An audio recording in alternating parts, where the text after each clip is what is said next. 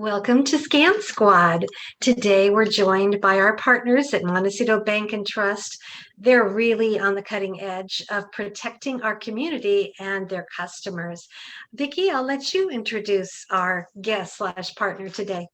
Thank you, with pleasure. Today we have Shawn Dyer, Senior Fraud Specialist from Montecito Bank and Trust. So Shawn, welcome back. You always have great information for us. What's going on at the bank?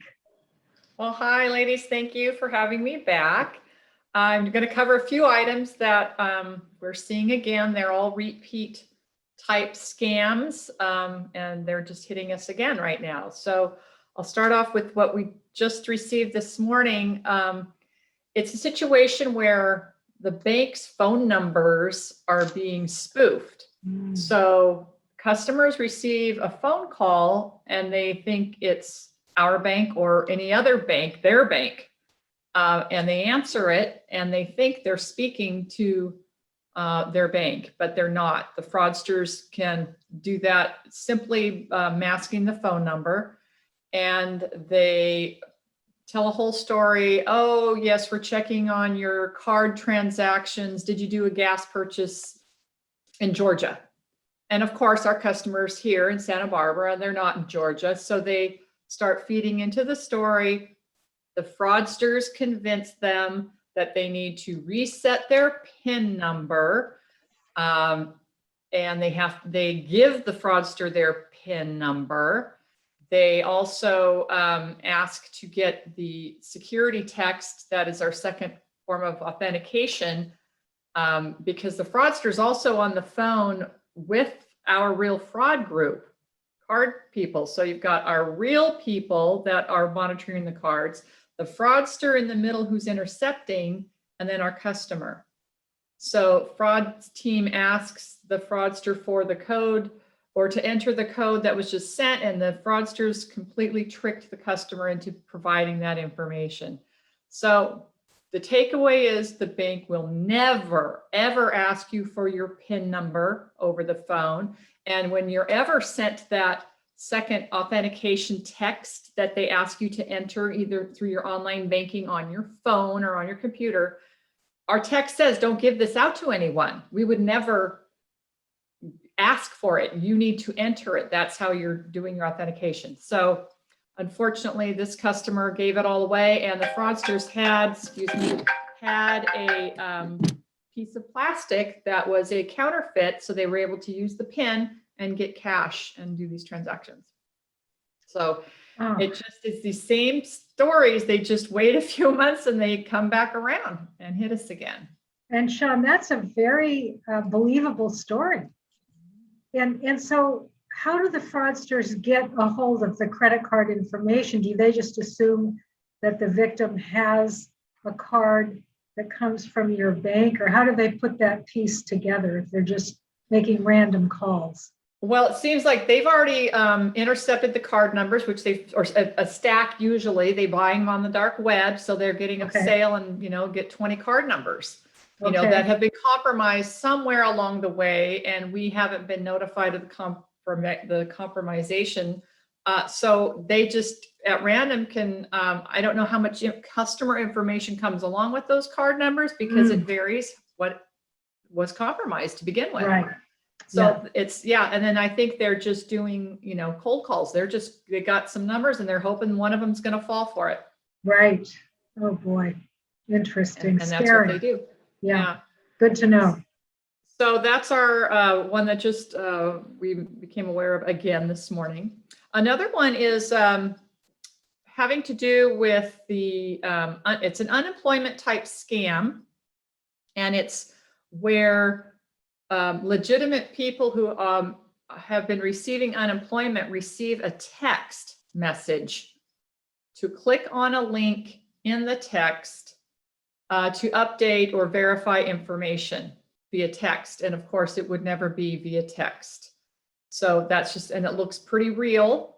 So like in any case, like even the case that I already talked about, hang up. Find the phone number you have that's on the back of your card, call that number. Don't go through the phone call. Just hang up and get to that source by the numbers that are on the back of your card. And then the last situation I wanted to go over is we had a customer who fell victim. It's a type of tech support scam. They received a phone call from what they thought was PayPal customer service. And this became a very elaborate story and convincing the customer that their PayPal account had been scammed, and they requested the customer, and they kept the customer on the phone, told them to go to their bank, withdraw $5,000 while they are still on the phone with them, and then purchase gift cards, the usual, purchase the gift cards, give the card numbers to the fraudster. And our branches are trained to look, they are aware of those types of scams, and they could tell right away something was not right. And they were able to speak to the customer at length before the customer said, oh yeah, okay, well, yeah, and I'm still on the phone with them. Oh, wow.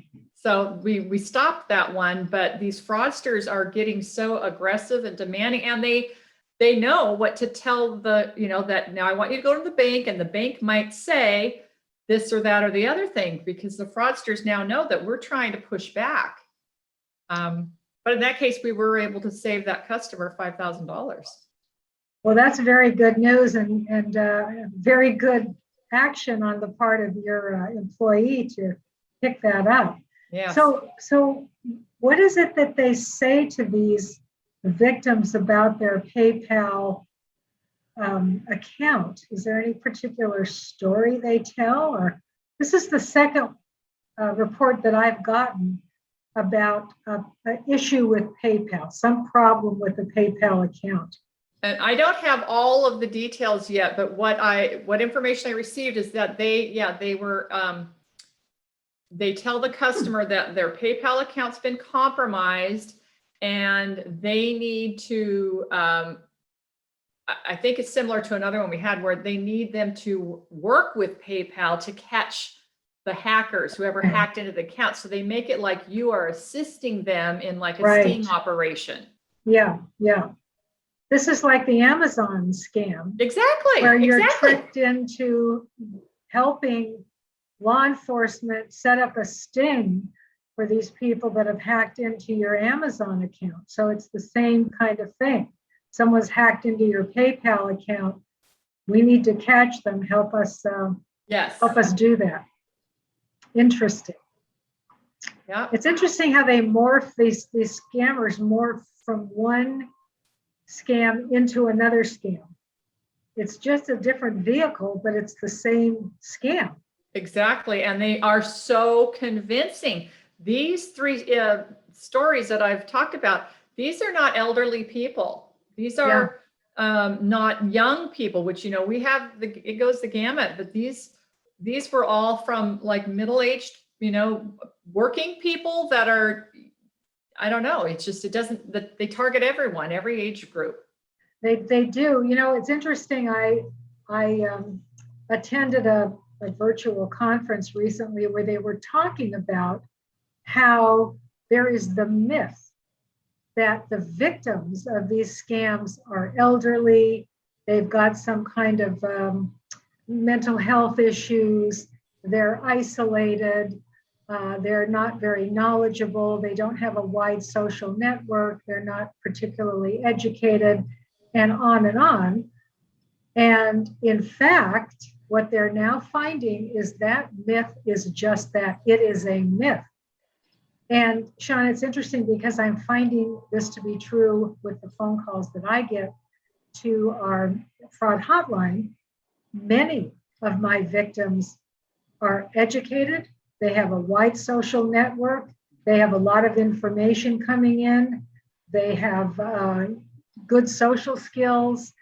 They are just not the kind of people that you would think would ever get scammed. They're educated. They're sometimes affluent. And they always start the conversation with me by saying, I can't believe I fell for this. Yes. I'm not the kind of person that would generally fall for a scam. And it's true. And the message in this particular class that I attended, the message was, there is a scam for everyone. It's true. You know, I believe it. these crooks will find a way to scam any of us. If they can gather enough information about you, they will find a way to run a scam that you will believe. I mean, you may not ultimately fall for it, but they will have the ability to suck you in. Absolutely. And always that sense of urgency. That's Yeah. always tied to it. And that's what I think, people fall for, because the emotional side gets in the way, and I've got to do this. I've got to help, or I've got to, stop the bleeding of my funds, or whatever the scammer is telling. Exactly. Yeah. We were talking today about these phone calls you get about your car warranty is running out. Okay, so I've gotten a lot of those, and as has Dayton Aldrich, who some of you know from being on other shows. I work with Dayton, and I said to him, Dayton, thinking, he's a young guy, thinking he would probably never have believed this. I said, I get these calls, these warranty calls, and part of me thinks, well, maybe that is true. Maybe my warranty is running out. Maybe I do need to take action. And Dayton said, you know what? I've gotten those phone calls too, and I have had the same reaction as you. Like, maybe this is true. It's been 3 years. Maybe my warranty is running out. I need to renew it. But Dayton, of course, had the foresight to call the company, Toyota or whoever his company was, and say, hey, is my warranty running out? And the company has said, no, you are getting scam calls. So I've never responded to any of those phone calls, but I've often wondered if I should. And now I know for sure those are scam calls. We do not need to respond to those. Our warranty is not running out. So yeah, there's a scam for everyone. And yes, I can that close is on true. that one. Yeah. So have you got anything else for us, Shawn? Or that's about it for today. Well, that's a good piece of information for sure. So we have to watch for the employment development scam, the tech support scam, and the bank spoofing scam, where they're spoofing the bank's phone numbers and pretending to be from your bank and your credit card company and warning you. And it's true, so many of these scams, there is this warning attached, watch out. And so you react from fear rather than just good judgment. Yes. So Shawn, I wanted to follow up with a story that I just heard this morning. I went out and did my very first presentation in person, which was wonderful. Yes, we were masked up, but we were still there with live people and, an eager audience. So it was great. And after the presentation, sometimes I just learn so much from the people that I'm talking to. Afterwards, this elderly woman came up to me and she said, so a friend of mine almost got scammed until I talked him out of it. And I said, well, what was the scam? Thinking it'd be one I'd heard of. She said, well, apparently there was an ad in the Independent. And the ad was for a driver for a visiting priest. Apparently there are visiting priests all over the United States, some of them pretty well known, that will come out to various parishes to take over the duties of the regular priest while that priest might be on vacation or sabbatical or whatever. So the ad was for somebody who could be the driver for the priest and members of his household. Well, this gentleman was quite interested, so he contacted the person making the ad and said, what do I need to do? Well, what he needed to do was pass a background check. And of course, to pass a background check, he needed to provide all kinds of personal information so the background check could be run. Fortunately, this gentleman talked to the woman who was living in this residence and said, well, I'm really thinking about doing this. This sounds great. And so this woman, who was pretty savvy, said, well, this sounds a little suspicious to me. You're giving over your personal information. who knows who's going to get this? And she said, well, what's the name of the priest? Because she was a member of the local parish. And he told her, and she asked some members of the parish, have you ever heard of this visiting priest? Well, yes. They knew his name. They also knew he lived in a particular state. So she called her friend back and said, where did this priest say he lived? Where did he say he was coming from? Well, it was a totally different state, totally different location. So right away, they knew it was a scam. Thankfully, she was able to warn her friend off, and he did not give out any information. But honestly, I have not heard of that scam, but boy. I know. And this was an ad in the Independent. And so you would think that gives it a certain amount of legitimacy in the minds of a lot of people. They wouldn't run an ad unless it were, legitimate. And in fact, who knows if they're able to vet their ads. So anyway, I thought that we should end with that sort of interesting story. It's a warning as well as a good news story, because a wise friend, a savvy friend, stopped this guy from getting scammed. And let's hope we all do that with our friends. Yes. So, Shawn, thank you so much for coming on the show today. And we look forward to next time. And we'll turn this back over to Patti. Okay, Patti. Thank you.